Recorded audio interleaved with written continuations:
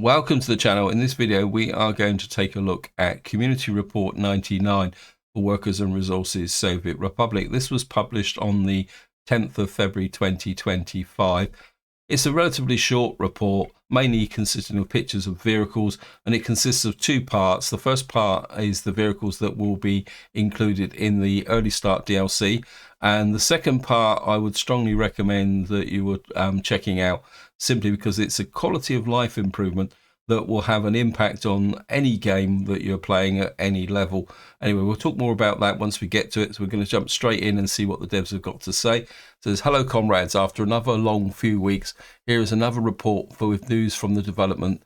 As we informed you before Christmas, we are developing the early start DLC, which will bring many new buildings, road vehicles, steam trains, airplanes, and also some new maps. My main concern with that first paragraph is they're not mentioning ships. And one of the big problems with an early start, especially if you start right back in 1900, is the lack of Soviet ships. So hopefully they're not going to ignore ships. Otherwise that might cause a little bit of an early game complication. And moving on, it says, in this report, let's check out some of the road vehicles that have been made by our best Polish modders and selected for the early start DLC. Now I'm just going to flip down over the pictures. We'll go back over it because this literally consists, as you can see, of pictures down to this area here. So this looks like a selections of different types. I would say many cover holes. There's a few specialist trucks at the back there. But you can see the back of a fire truck, possibly a water tanker there. And I think looking at the style of these vehicles, especially the second one from the left, I'd say that these vehicles are going to be around circa 1920, 1930.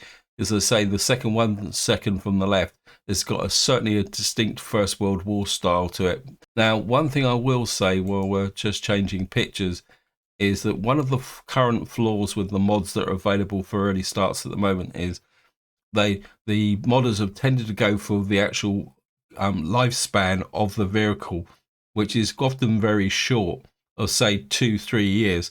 Now the problem is because the pace of the game is so slow with an early start, those vehicles get lost as an opportunity. So hopefully that when the devs are setting up the lifespans for these vehicles, that they last at least 5, possibly 10 years, or even a bit longer if they're key vehicles. Because say what happens with early starts at the moment is you get a really good vehicle, and but you don't want that many of them. But before you actually want some more of them, especially ambulances and fire trucks, they're no longer available. So what we got here looks like we've got a little covered hole here. Again, the era I'd say is 1920s, 1930s, and you can see. I say that one of these is probably a water truck. That's the second one in from the right. The third one in from the right looks almost like a concrete vehicle. Again, we've got a better picture now of the fire truck. Hopefully the one on the far right, I would say, is an open hole there, and the third one from the left looks very much like an ambulance. So we'll go down here. Yeah, we've got a far better picture now of the vehicles here. And so that, I'd say the one in the center is a road crane. I'd say that's a kind of specialized truck. And then possibly the one on the right could be a water tanker or a sewage truck. Again, the style is very much in the 20s and 30s.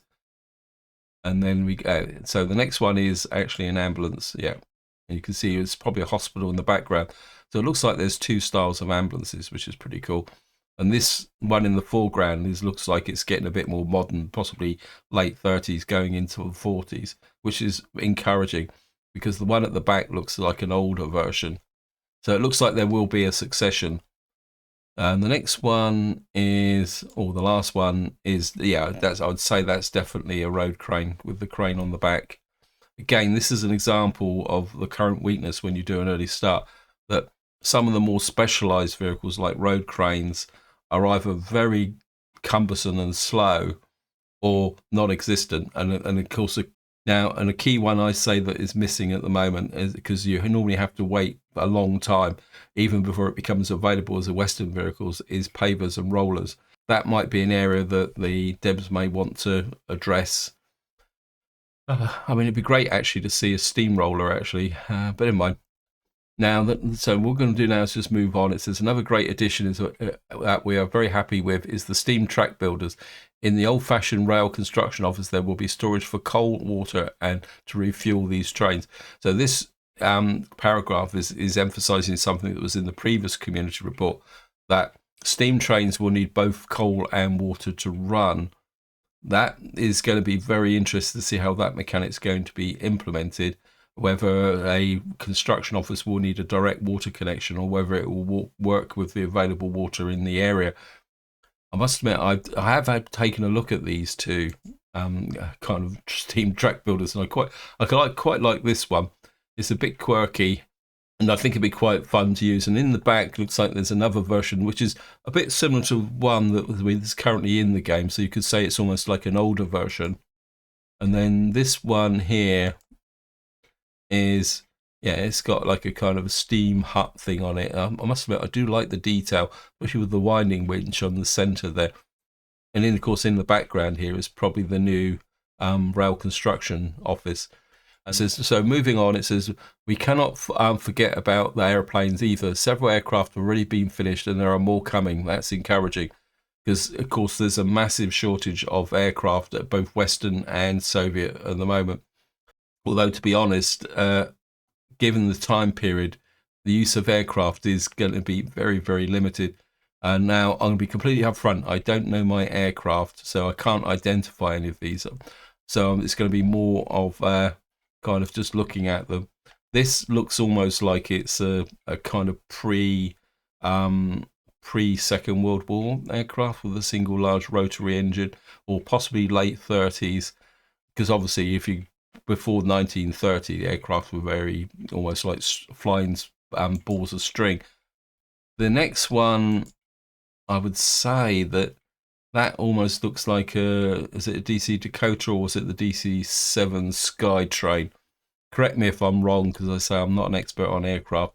That could be quite a useful aircraft because that was a workhorse through the Second World War, right up until I think it was still flying even into the mid 50s. But I must admit, of the three that we're looking at, I do like this one. It almost looks like a bird of prey, and hopefully it's a Soviet one because, as I say, at the moment when you play, the focus has been very much on Western aircraft than actually Soviet aircraft. Yeah, I think this confirms it. Looking at that profile, I'd say this is obviously a DC. Is it DC-7 Skytrain? Or its common name was the DC Dakota.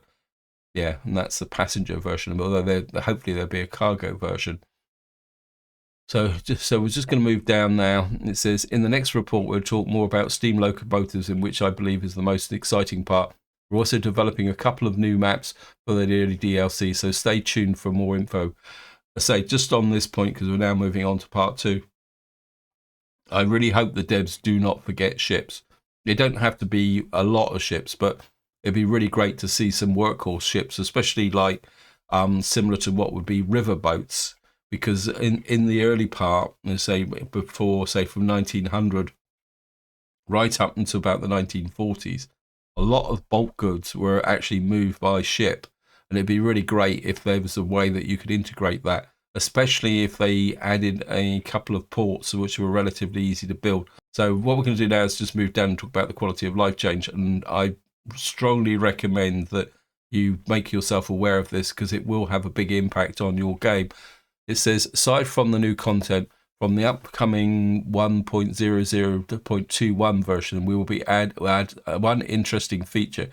Baljo urged us to include a very important change. There was a problem where if you were using vehicle replacements and ran out of stock for a specific vehicle type, you were unable to add to a manufacturing automatically. This forced players to constantly manage the queue of production plants manually. Just to give you some background of that, what the current production model, as you can see in the picture down here, is that you build a production factory and then you set up a queue to produce the vehicles to go. Now, once you get a very well developed game, you have a lot of vehicles that you have an option to manufacture. In the current model, you've got a choice. You either build a factory that say produces covered holes and a factory that produces open holes. And this is something that Biljo did in his current series. Now there's a drawback of that, because what happens is you can overproduce a vehicle, and if you're playing with realistic mode, what happens is that the vehicles deteriorate in storage like they would. I mean, if you park a vehicle today, a new vehicle outside, it will deteriorate, which is one of the reasons why you don't buy vehicles that have been kind of parked on a dock for several months before you buy it, because the rust has already started. And the alternative is something that I've been doing in my current series, is that every so often you've got to kind of do a bit of a check through and see what vehicles that you are producing. Not that I'm producing much in my current series at the moment, because I've been waiting for this update. You've got to go through and say, right, I've got 5 spare, say, open holes. Right, I need to make a couple more. So you've got to keep managing the queue, which is down here. So what this update does is it gives you a different way to manage that queue. So we want to just get straight into it. So let's just get down to it. It says, however, as adding a completely new feature would be quite complicated, we found a solution by adjusting how vehicle manufacturer plants operate. Currently, they function in 2 modes, controlled by a checkbox. Stop production after queue ends. When this checkbox is unchecked, the plant infinitely produces the last vehicle in the queue. That's just basically what I've just been talking about. The change that Biljo actually asked for, because he does talk about it in one of his videos, is that the game has the intelligence in a construction to actually produce a vehicle that is missing.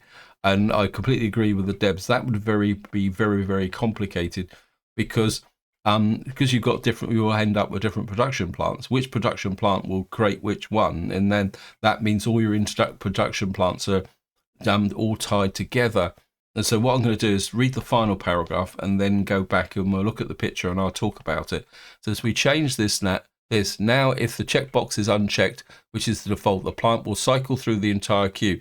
This means that after any type of vehicle is manufactured, a new entry is added to the queue. So, for example, if you have 3 ambulances, 2 dumpers, and 1 bus in the queue, the plant will produce them all in sequence. After 1 bus is produced, it will move to the ambulance and then dumpers and so on. Hope you will like this feature. So basically, what I'm assuming is going to happen is, you can see the arrow here points at the checkbox. Now, if you're producing vehicles, invariably this is on keep going. It's unchecked because you just keep churning out the vehicles. What's happening is that the game will keep moving through this queue with a bias. Now, they said 1 ambulance, 1 thing. So I don't know if it's going to do 1, 1, 1, and what you can see here is it's got like 3 minibuses, 1 open hole, 1 ambulance, and another one there. So you can kind of stack things up in the way to go. Now, the question is whether it will do 3 of these and then do 1 of these and 1 of these. That's something we'll have to find out. But it will make a very significant change to the game, because obviously some vehicles wear out faster than others. So vehicles that are working hard, say covered holes and open holes, which are doing constant deliveries, will wear out quicker. And of course you will need more of those than, say, fire trucks or ambulances, because even though you will have a lot of ambulances across a large map, those ambulances don't wear out quite so quickly. And I can vouch for that, because I've got ambulances in my current early series which are over 40 years old, but because they don't move that much, they don't go very far, they're getting old, but they're still functioning, and the game hasn't auto replaced them yet, because it hasn't met the criteria for auto replacement. So, and in fact, what I've had to do in some cases is actually interfere and replace them manually, but that's another different subject. But this will significantly change your game, because what it means is, instead of building loads and loads of construction offices, and this is something that was suggested to me about building small construction offices that specialize. Now, I still might do that, but when you're building a large construction setup, what you really want to do is have this option. So this option will make a very big difference.